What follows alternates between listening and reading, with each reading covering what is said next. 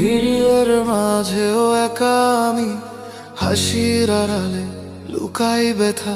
তুমি নেই তবু তোমার ছায়া আমার প্রতিটা নিঃশ্বাসে কথা বলে যায়। চোখের জল কেউ দেখে না, কথাগুলো গিলে ফেলি প্রতিদিন। বুকের ভেতর জমে থাকে শব্দহীন যন্ত্রণা, নীরব ঋণ।